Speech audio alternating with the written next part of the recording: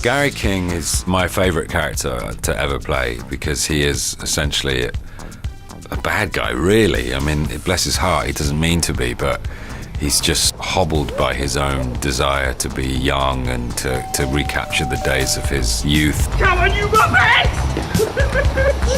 I like this idea of like the pub crawl being like medieval quest with an extremely irresponsible King Arthur at the helm of it. That's Gary King. So, the plan is, we're going to go back to Newton Haven, we are going to do the Golden Mile, and this time, we are going to make it to the world's end. Everybody's in.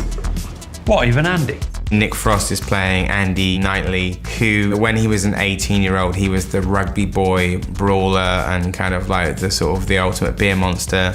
And now there's an unspoken incident which has sort of severed their friendship forever. Mr. Knightley. Felicity. You have a friend here to see you. No, I don't. Andy's moved on. You know, he's a big shot lawyer with a family, and I imagine him driving some kind of high-powered 5 Series BMW. And Simon's character hasn't, you know, he's exactly the same. And that's where a lot of the tension lies. What the hell is this? Why are we even here? We are here to get annihilated. Martin Freeman plays Oliver, who is somewhat based on like an amalgam of some friends of mine. You know, he's the kid at school who would have been a yuppie. Oliver's constantly on the phone, constantly elsewhere doing deals or, you know, listening to business news.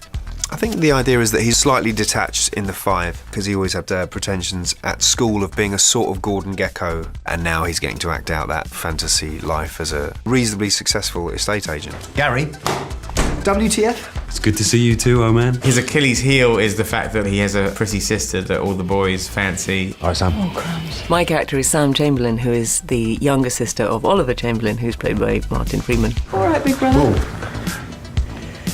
Gary.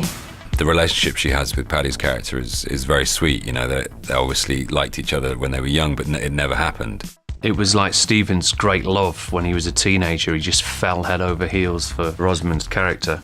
He can't believe that he's back in the presence of the love of his life, but also there's that threat of Gary being on the fringes of the swamp. So do you want it?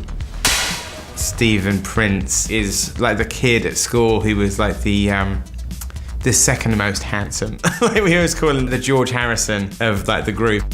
Stephen fancied girls, but Gary got there first.